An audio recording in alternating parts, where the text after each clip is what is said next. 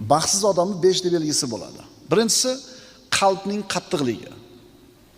Ikkinchisi ko'zning muzlashi. Ya'ni ko'z yosh oqiza olmasligi. Nasihat eshitganda, oyat eshitganda insonda qalbi yumshab, ko'zi yoshlanadigan holatda ham ko'zini quruq turishligi. Uchinchisi hayoning kamligi.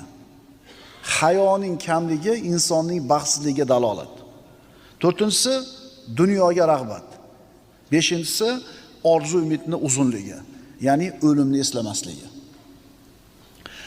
As-Siriy va Saqafi aytadi, albatta hayo va uns qalb eshigini ochishadi.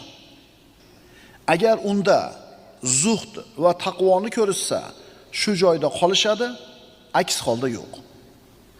Insonda qalbiga kirar ekan mana shu ikkita sifat: hayo bilan uns, mehr shafqat. Agar mana shu insonni